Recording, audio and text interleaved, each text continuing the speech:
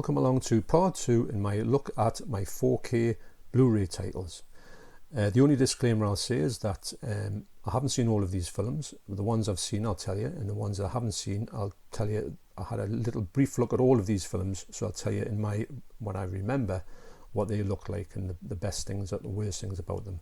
Also, part 1 I'll link in the description down below. Okay, you can have a look at that if you want to. So without any further ado, let's get into this. So I'm going to start where I left off. I left off at D in the last one, so I'm going to start at E in this video. The first title is an amazing special edition of one of my favourite films of all time, The Elephant Man.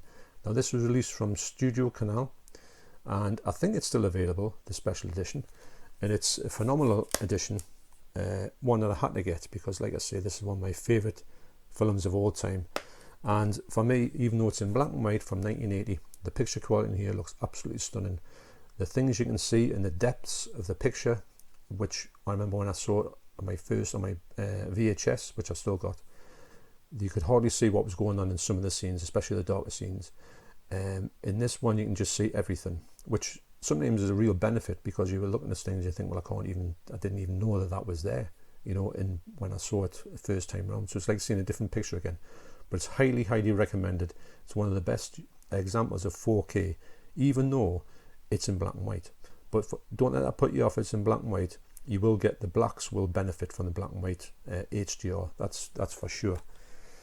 Highly, highly recommended. The next one was the one that I got because I thought, should I get it or should I not? I've already got it somewhere on my shelves, and do I really need it? So I looked at the picture quality, the comparisons online, and I thought to myself, well, it's going to be okay, even though it's a bare bones release. So I've still got my Blu-ray of it because that's got all the special edition features on it, special features on it, and it is the 4K of The Evil Dead. Now this film is the best it's ever looked. I'm going to say that. Could it look better? Probably yes. I would imagine if somebody got a hold of this and went back to the original negatives, even though I think pretty much they've done that, and go back and say, right, let's see what we can do with this. They can maybe get a touch better, but for me it still looks really good. And don't forget, it was shot at a very low budget on 16mm, and it looks, to me, it does look good.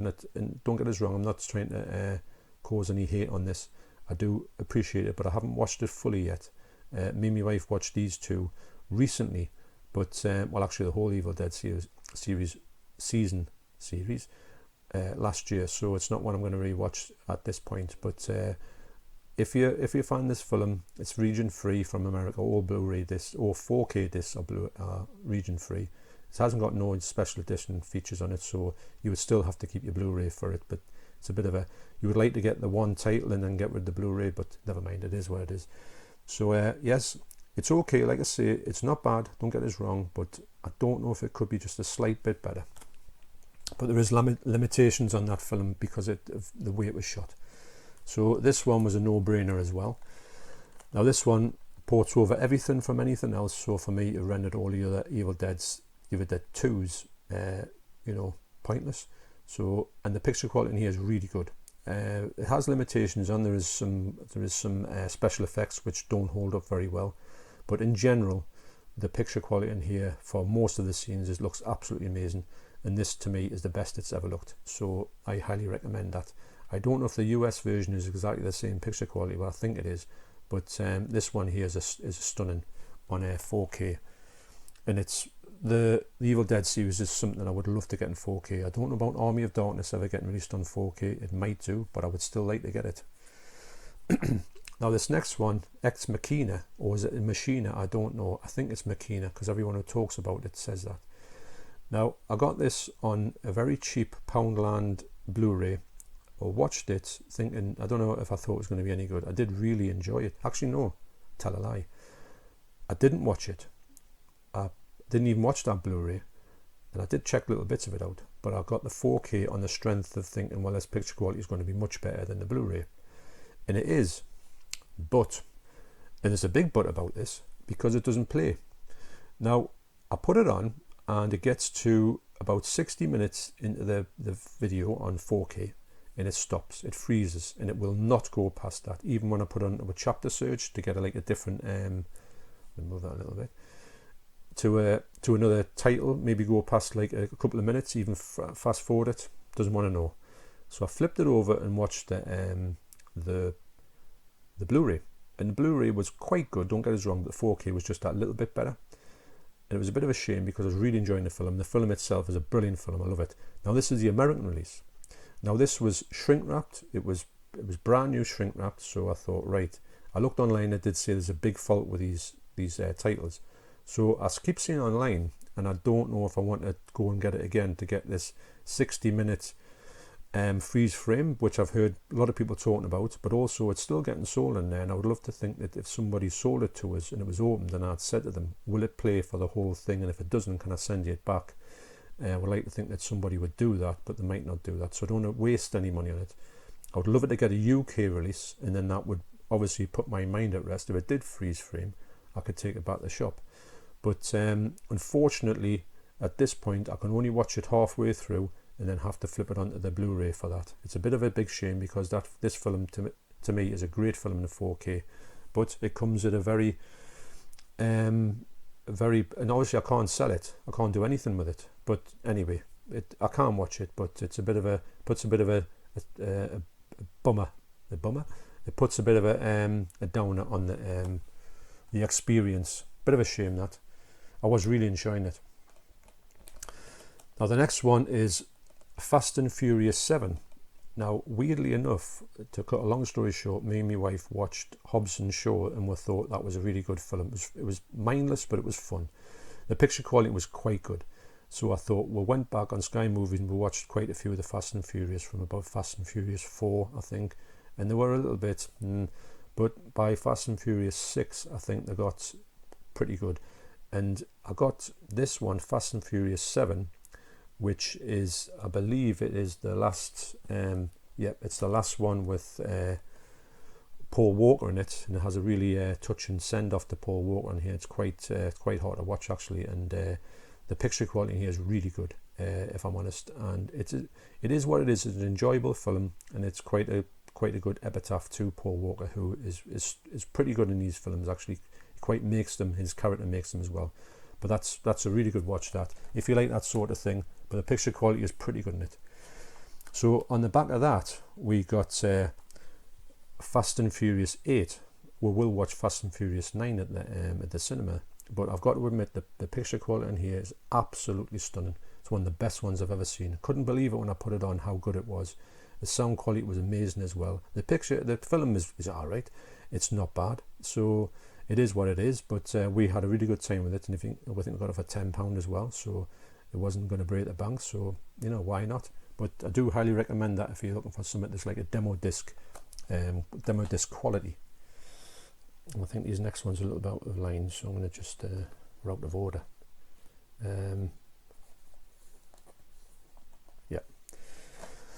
So this next one is obviously the next part on a sort of side segue, is the Fast and Furious Hobbs and Shaw. I think they're going to make another one of these. I did enjoy it, probably better than the Fast and Furious films. It is quite similar to it, but it's a bit mindless, but it's very enjoyable. I do like the chemistry between these two people because they absolutely detest each other, which is quite funny as well. So yes, it is what it is, but picture quality is great on it as well. These are highly recommended if you like that sort of thing. If you don't, then I wouldn't imagine you would like them at all.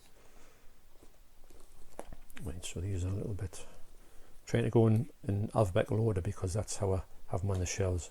Might put these down a little bit too wrong.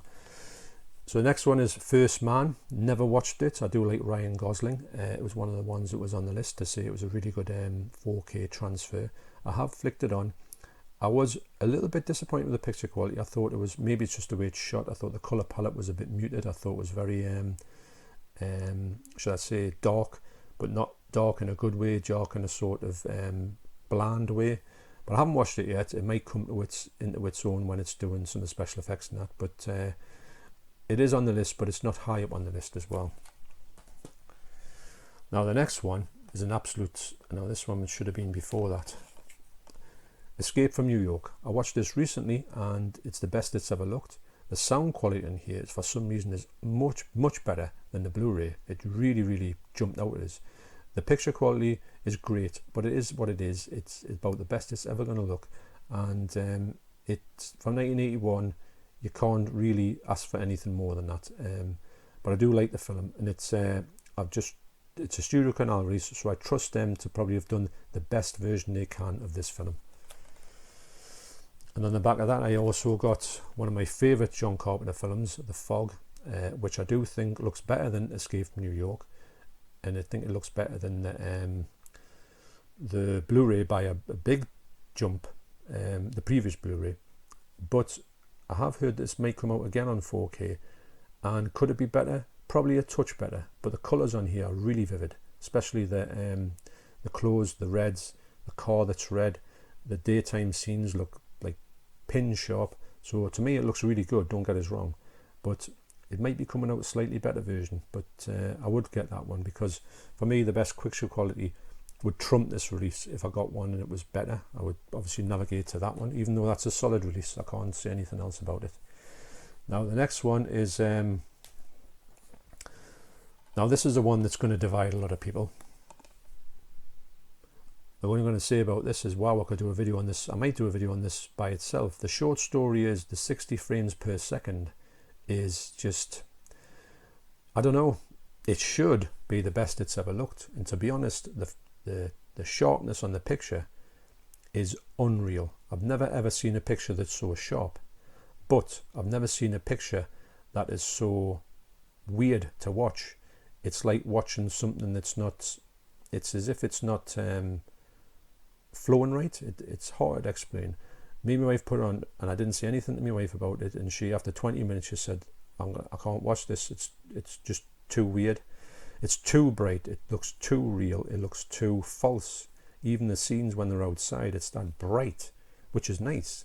I mean, the picture looks beautiful, but it looks false, as if it's, the whole thing is CGI, even when it's not. So we flipped it onto the Blu-ray and watched the rest of it in the Blu-ray, and the Blu-ray was, you know, equally as good to look at, although the brightness wasn't there. But also the movement of the people was more realistic to me, even though that was 24 frames per second. So to me, if they'd done this film on the 4K disc in 24 frames per second, this would be, without a shadow of a doubt, my greatest ever looking 4K transfer. But it's not, because of the 60 frames per second just doesn't really, it just looks too odd, and it does really sort of take you away from the movie itself. The movie itself could have been much better. It was poor, if I'm certain. So you might say, well, why am I keeping this? Well, I'm keeping it because it's one of those ones where it's a bit of a talking point. You can say to people, have a look at this and see what you think about it. It's probably never going to get watched again, but I will put it on just to demo the 60 frames per second. I'll be interested to see what this would look like in 4K at 24 frames per second, because I think it was shot in 60 frames per second to look at, if you saw it in IMAX in 3D, I think that's what Ang Lee was trying to go for, to give you the best presentation you could ever have in 3D in IMAX. The only thing is, in my house, I don't know about your house, but I don't seem to have an IMAX studio in the cupboard. So for me, it's never going to get a look like that. So it is a bit of an anomaly for me.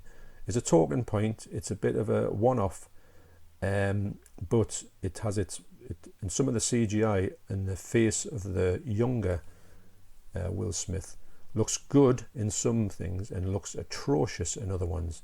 As if, I don't know how to explain it. If it's, well, put it this way, it's one of the ones I've talked about for the most, so maybe on that issue, I wouldn't say I'd rush out and buy it. If you saw it in the pound shop, by all means. But yes, and I imagine everybody, I've talked to a few people who have seen this. I know Jodie Paul's seen it, Colleen09, movie collector, John at Movie Collector, and I think we all share the same view that it's just a bit too good, if that sounds an explanation or not. Wow, that's all I'm going to say. But it's intriguing. I did have to watch it because everyone was talking about it, so I thought, well, I've got to see what all this kerfuffle is about. And I did find myself, not at first, but after about 20-25 minutes, I had to agree that it's just too weird to watch, unfortunately, and I think it missed its trick. That's just the way it is. But I suppose he was trying for something new, but I just don't know. I don't know how it didn't it's a bit like the Hulk. The Hulk should have been better, but it didn't, because he did too weird stuff in it. So anyway, I've spent too much time on this video, on this release, but that's where it is. Gemini Man. Now the next one is a one I had to get. Well, I'm not part of that one. This next one divides a lot of people as well. It's Ghostbusters. I'm going to say it's like a remake. Is it a remake? I don't really know. It's just like an update. It's got a girl cast. I'm not really too sure. Now, weirdly enough, I really enjoyed this film. And strangely enough, I don't really like the first two Ghostbusters. I watched them back in the day. It's another one of them films when they came out, and I thought, I'm not really too sure why everyone likes these films. I did appreciate them. They were good. Don't get us wrong. But for me, rewatchability, even though I do like Dan Aykroyd, and I'm gonna forgetting his name, but anyway, the cast were good, but it just didn't connect with us. And I watched this one because of all the talk about it. It was a disaster, so I thought, I've got to see that. Came in Sky Movies, and I quite enjoyed it. So for that reason, I thought in the 4K, I got the 4K for about £4, so it wasn't going to break the bank. And I made my wife watched it and had a great time with it. So at the end of the day, if you like a film, you like a film, even though it's hated upon. But I don't understand why. The picture quality in there is quite good as well. It's got some really weird effects where in the black bars of the film, the effects come out of the black bars, which is a bit, not off-putting, but it's a bit like, whoa, hang on a minute, that's coming out of the screen. So if you were in the cinema, that would come down below the screen sort of thing. It's a bit odd, but I do appreciate that as well. The next one is another sort of strange film. These are ones that you think, why on earth are you getting these films that are hated upon in your collection in a 4K? Would you not want to put that money towards a better purchase? I.e. Gemini Man, Ghostbusters, and Fast and Furious even. But for me, sometimes you've just got to go with something that you kind of either like, guilty pleasure, all that type of thing. Now this one here, Godzilla, the 1998 version. Now recently I've just bought, well recently-ish, last year, I got the Godzilla, the Showa era films, and I thought they were amazing. I loved it, so I thought, right, I'll just go and get all of the Godzilla films. Now I thought, this one, I think my son's got it on DVD from the year dot, well 98. And did used to watch it, and I have watched it, and I didn't think it was atrocious, although I didn't think it was a patch on the Showa era ones, or even the next ones, up, which are the Hensai, I think, Godzillas. But I wanted to get it just to have the whole lot, which I've got the whole lot now, and I thought, well, you know, it is what it is. And I've watched a bit of it, and the picture quality is okay. It's not terrible. It's not amazing, but it is what it is. It's better than the Blu-ray for sure. And I think the sound on it was good as well. And I do want to watch it for what it is. It was cheap, and it was about £7, so I thought, why not? And then I've got it, and I never even need to think about it again. The next one is a one that we saw at the cinema, and we all came out thinking, this. It's so funny because these stretch of films, I'm going to say, yeah, look at this, I've got it on 4K, but there's something really wrong with it, and don't take that in the wrong way. But this one here, when me, my wife, and my son went to watch it, on a rare cinema trip where the three went out, we all were really excited about it, and it was the first real Godzilla film that we'd all seen together. We came out thinking, scratching our heads and saying, did anyone think that the people in here were just like so one-dimensional and so poorly acted, even though the actors are great people that we've watched in other things, like Vera, is it Vera Far? I can't remember her name here. It doesn't tell you. Well, if it does, it's too small for me to see. But she was in a Bates Motel, which we thoroughly enjoyed, and I thought she was great in that. This film here, I don't know. It didn't really get us at the pictures. We come out scratching our heads, and my wife said she didn't like the picture quality of the pictures because everything was covered in smoke. I haven't watched it on Blu-ray, on 4K. We are going to watch it when we get through to it, because we're busy rewatching all the Godzilla films in order, and we're sort of halfway through. The picture quality, when I turned it on, it looked okay, but you have got that sort of foggy atmosphere of this carnage that's happening in the city. So is it going to be brilliant? I don't know. I can't really decide on that one yet, but I thought, well, and it was only about £8, so I thought, well, I'll get it, and it's got. So I have all the ones that I want, but yeah, I don't know if it's highly recommended, But the sound quality on it is amazing, I've got to admit. But sometimes if your sound quality is great, if your picture quality is awful, I'm not saying it's awful, but you know what I mean, you might not want to go there.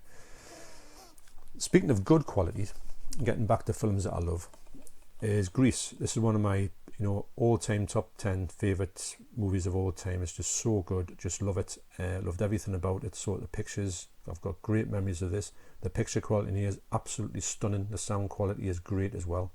I'm going to say that a lot of these, I didn't go through the sound quality as most of these, is most for the picture qualities on these releases, but there's a lot of them do have some things like Dolby Atmos and stuff like that. And this one here, you see, sometimes when I go looking for the audio on it, I can't see it, so that's another reason why I don't really comment on the audios. But for me, I've never come across one yet that's got a poor audio soundtrack to it. They all seem to get lifted a little bit on the 4K disc for some reason, or maybe it's just your mindset because you think you're watching something a bit more special. Maybe it's sort of I don't know what the word is, but it does make you sort of think, oh, I'm watching something great, when you're not, if that's even the thing. So I'll do one more, and then I'll say that's the last one for this part, or it'll get humongous, the video. Now this one here is Groundhog Day. I've put it on. It does look quite good, don't get us wrong. I wouldn't say it's a film that I had to get it because it was two for £20 in HMV. I got it because the other film I wanted was, I couldn't find anything else that I would remotely like, or I think I had anyway. So I got this one as, it's not a blind buy because I have seen this back in the day quite a few times, but I hadn't seen it for that length of time, so maybe my wife will sit down one day and watch it. It did look very nice on 4K anyway, so it's not as if I got something and I got it back and I thought, oh, that's absolutely horrendous. I don't think any of them do really, apart from Terminator 2, which I haven't seen yet. I talked about it in my last video just to say I would like to see it because I've heard so many bad things about it. I want to experience that for myself, which is a bit strange, isn't it? But it would have to be at a very small price. We're talking £5 or under, but I haven't seen it as low as that yet anyway. Okay, so that's the end of this part. I'll leave it there, and I'll see you on the next part, whenever that is. I'm going to go probably and finish filming a little bit more now, a bit more in a roll, and I will see you on the next video. So you take care, and see you next time.